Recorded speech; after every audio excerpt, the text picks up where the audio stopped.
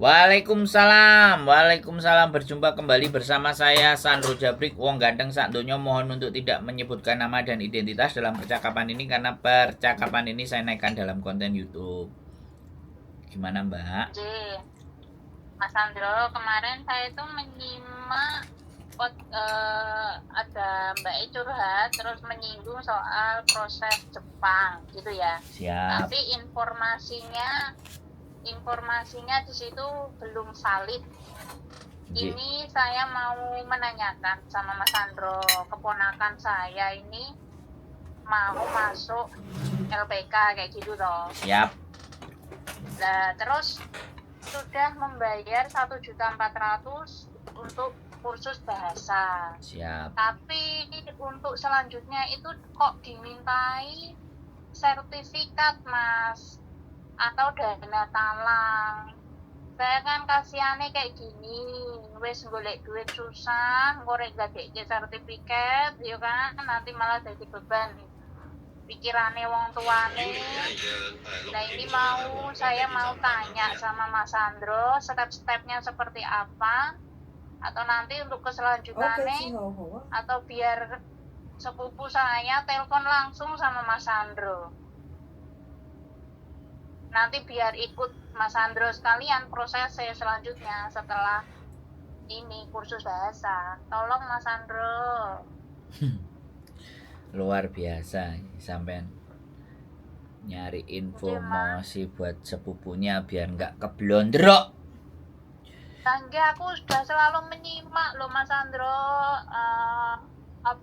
podcastnya jenengan, arahan demi arahan seperti apa, soalnya golek duit ning Indo iku rekoso Mas, lek sampai keblocok-blocok duite iku. Aku melas kerja di pabrik nggih di Jawa Timur itu, pulang pergi dari Grobogan ke Sidoarjo itu 1 minggu sekali pulang, melas aku tak pacu terus mumpung Jeknom ke Jepang atau ke Korea, kan nggak minat ke Hong Kong, nggak minat kerja PRT, nggak minat. Nanti ke Jepang, ya wes nanti tak carikan informasi yang akurat. Iki wes kadung bayar LPK untuk kursus bahasa, ya wes mandek di situ dulu. Nanti untuk informasi selanjutnya tak tanyakan ke Mas Sandro, saya bilang gitu yang valid. Udah sampai duit keblocok-blocok, eman-eman sakno pakmu mbokmu, saya bilang gitu Mas Sandro. Pokoknya saya minta tolong arahan Mas Sandro. Semoga ini juga bermanfaat buat yang lain untuk mendapatkan informasi yang valid, tidak keblondrok, maksudnya kayak gitu. Siap. Jadi itu yang sistem LPK yang ada di Indonesia terkadang memang seperti itu, Mbak. Jadi biasanya kalau mereka les bahasa kemudian terus mereka tarik, terus kadang dana talangan, aku informasinya masih simpang siur dan belum berapa jelas, sehingga untuk berkomentar itu saya tidak ingin mengomentari LPK. Tapi saya cuma ingin menyampaikan informasi bahwa untuk mendapatkan pekerjaan di Jepang itu tidak harus dengan biaya yang begitu besar. Karena Jepang sudah membuka yang dinamakan visa Tokute Gino. Nah, syarat untuk visa Tokute Gino itu hanya ada 2. Yang pertama, dia bisa lolos tes kemahiran dalam bahasa Jepang atau tes keahlian bahasa Jepang yang disebut JLPT, itu lulus dengan skor N4. Ya, itu yang paling bagus. Kalau skor paling rendah itu N5. Saya hanya menjelaskan cerita di situ ya. Saya nggak mau membahas terlalu banyak tentang LPK itu yang begini, nanti kalau nipu aku nggak mau. Karena itu bukan kapasitas saya. Saya hanya menjelaskan bagaimana seharusnya proses ke Jepang itu dengan cara yang jauh lebih murah, tapi efektif. Ya, seperti itu. Terus yang kedua, setelah dia bisa mencapai lolos di N4, tes kedua adalah SSW. SSW itu Special Skill Worker. Nah, di Jepang itu ada 14 bidang SSW. Ya, ada perhotelan, ada pariwisata, ada perkebunan, ada pertanian, ada konstruksi bangunan, terus macam-macam. Intinya 14 bidang pekerjaan. Dan itu sudah dibuka sejak 2019 bulan Mei, visa Tokutegino. Nah, siapa yang boleh dan berhak untuk mengikuti program Tokutegino, visa Tokutegino itu ya orang-orang yang mampu dan bisa menyelesaikan tes kemahiran bahasanya. Yang pertama adalah N4, yang kedua SSW, yang ketiga ada perusahaan yang mau menerima. Nah, ini. Setelah dua hal tadi kan kita tinggal nyari perusahaan yang mau nerima. Nah, perusahaan yang mau nerima ini dari mana kita dapat? Disitulah para agensi-agensi mulai memainkan perannya. Bisa dipahami. Nah, ketika dia bisa belajar, maka banyak sosial media yang berbicara tentang Tokutegino. Ada sudah, kalau kita bicara mungkin lebih dari sekitar 1000 yang sudah mendapatkan visa Tokutegino yang sekarang posisinya sudah di Jepang. Dan ada beberapa yang sudah memberikan kontennya. Makanya itu yang harus dikejar informasi. Karena era dan zaman saat ini itu sudah sosial media. Nah, itu yang harus dia perbanyak untuk agar supaya, ya kan. Dana talangan itu biasanya ya sudah, biasanya kayak gitu, disimpan dan semuanya. Dan nanti dalihnya setelah kita belajar berkali-kali tinggal di kurs saja. Tahu-tahu kita nggak segera berangkat sampai selama 1 tahun. Bahkan ini terjadi oleh istri saya, punya sahabat karib dan anaknya juga di sekolahin. Saya nggak tahu sampai detik ini itu sudah berangkat apa belum. Udah 1 tahun dan itu perempuan. Saya sudah menyarankan ke beliau, daripada kamu ikut LPK, mending ya kan duitnya ada langsung kursusnya ke Jepang. Tapi dia ingin mengikuti prosesnya alur demi alur lewat SO, ya monggo silahkan. Nah, saya sendiri belum bisa memberikan rekomendasi agent apa yang di Jepang. Kan memang ada namanya TSK. Kalau di sini kan agensi. Sebenarnya sama namanya agensi juga. Nah, itu yang nantinya akan saya sebenarnya kepingin buat di Jepang sana. Tapi harus ada beberapa persyaratan yang memang saya harus tahu, harus benar-benar saya jalanin datang ke sana dan saya melihat potensi pekerjaannya yang sudah tersedia apa, supaya manusianya bisa di set up untuk yang ada di Indonesia. Kan seperti itu tuh, Mbak. Jadi kalau tohpun duitnya banyak, itu sudah pasti dia berangkat itu kan enak. Nah, berangkatnya kan belajar, sekalian belajar di sana. Sekalian kita coba carikan part time. Karena kalau visa student itu ketika kita sekolah di sana, visanya yang ngurus mereka. Kitanya tinggal bayar. Tetapi kalau di Indonesia kan nggak begitu. Ya kan? Sama-sama harganya 50 juta, 120 juta. Belajar di Indonesia nunggu selang waktu apa langsung berangkat ke sana dapat visa. Kalau sudah dapat visa kan otomatis bisa part time. Bisa part time bisa menghasilkan uang. Cuman syaratnya adalah tadi, kemahiran bahasa Jepangnya bisa N4, minimal N5.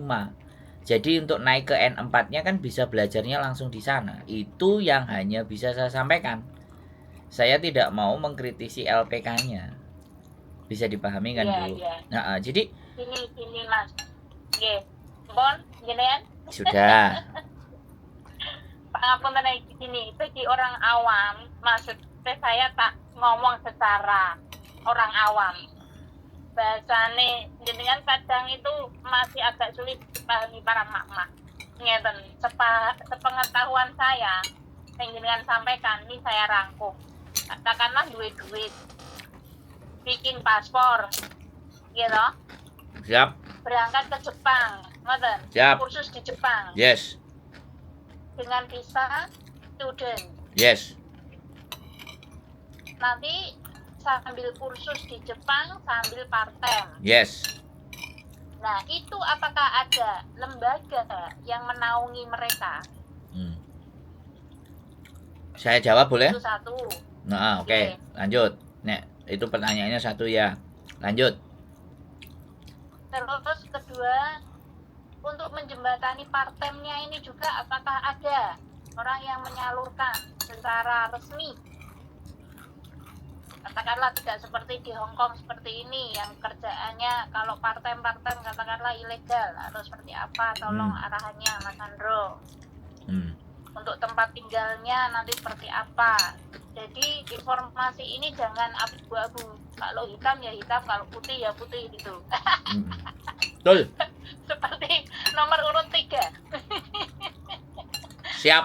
Oke, monggo. Sampean sangat jelas dan clear, dan itu yang ingin saya siapkan. Dan itu yang ingin saya cari.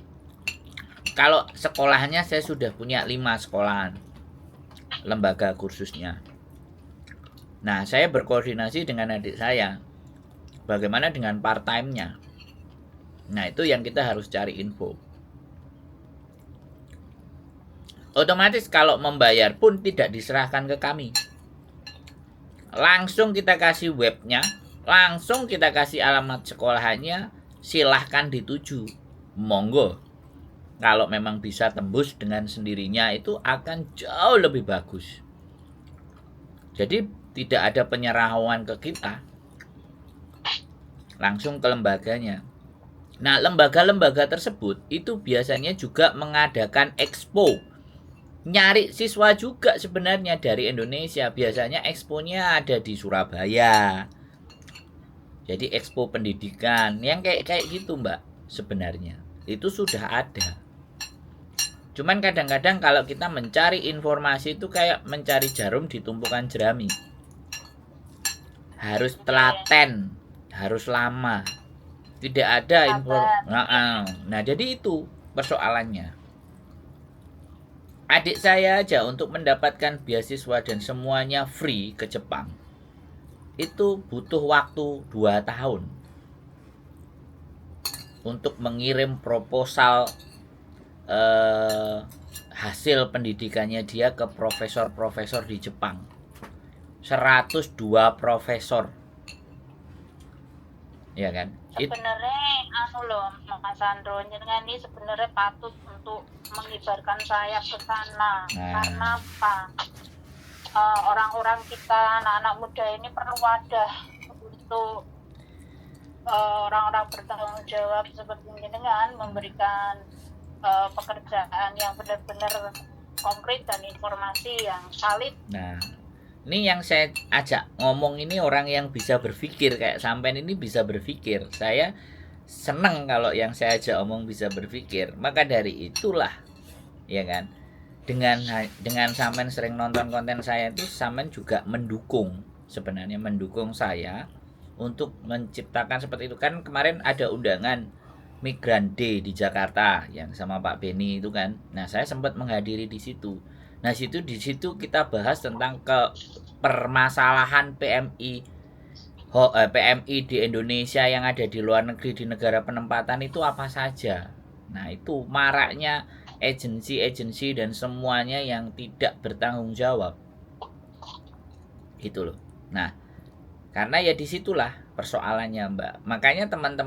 Makanya kita membuat bahwa kalau yakin dengan informasi sendiri, jalur mandiri. Kalau kayak gitu kita sebutnya jalur mandiri. Nah, kalau itu namanya jalur mandiri, kita berangkat sendiri. Itu bisa. Dan Jepang sudah membuka peluang.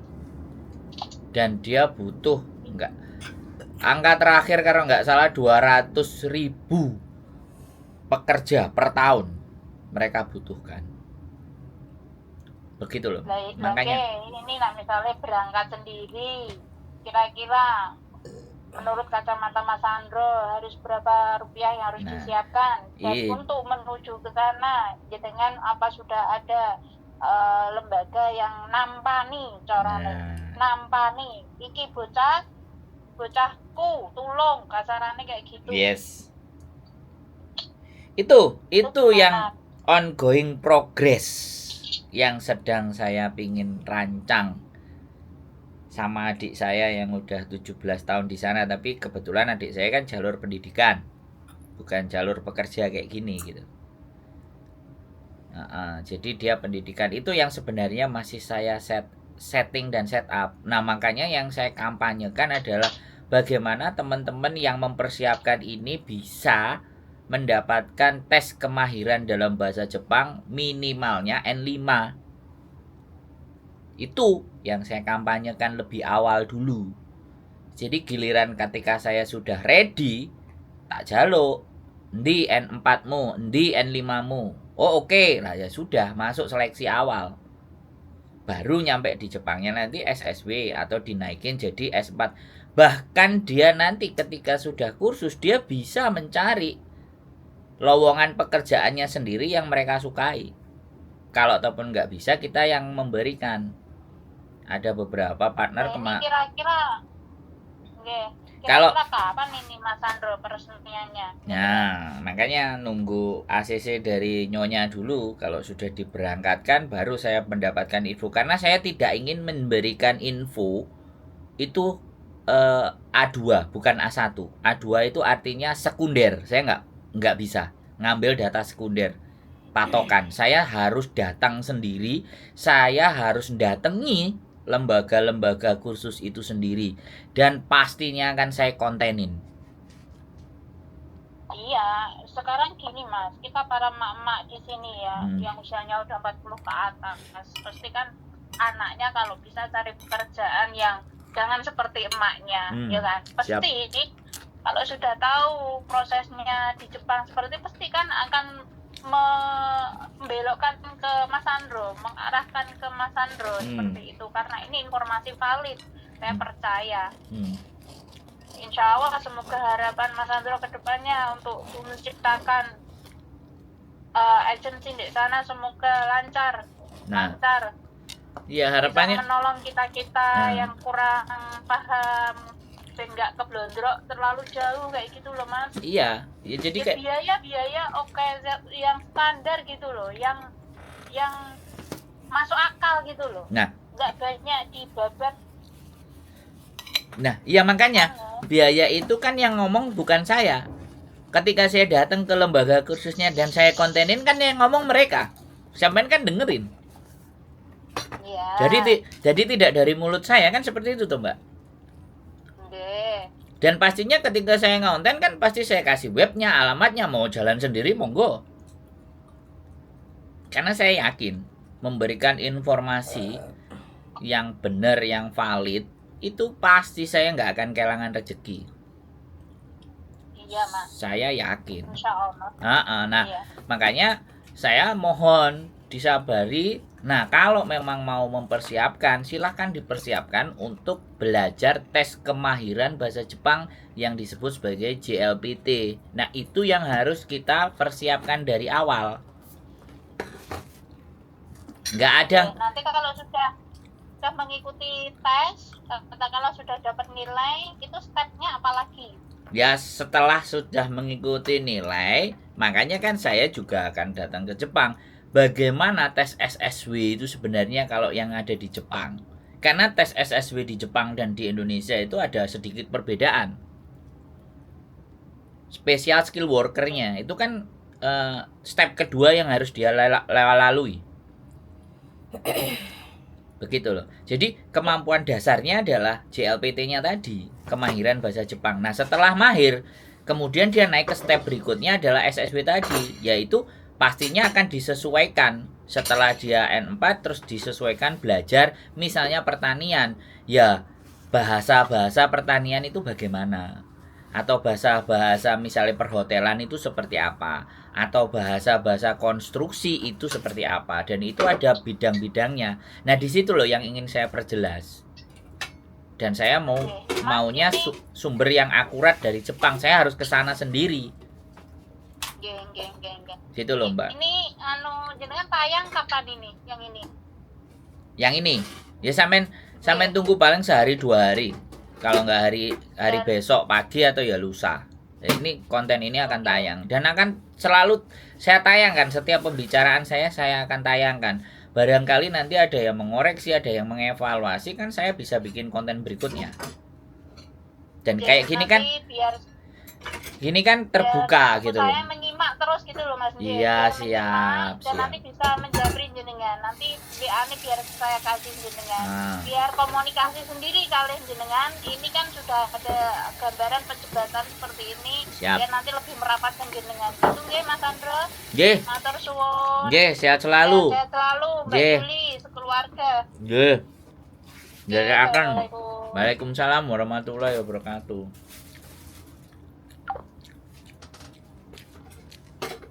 Ini yang saya bilang bahwa penonton saya itu pinter-pinter. Ini orang pinter. Dan gak suka penonton yang seperti ini. Detail, nanyain, teliti, bagaimana dan seperti apa. Saya akan siapkan jawabannya nanti. Dan pasti akan saya tayangkan di konten saya. Keep stay tune my YouTube channel and see you next video. Bye-bye.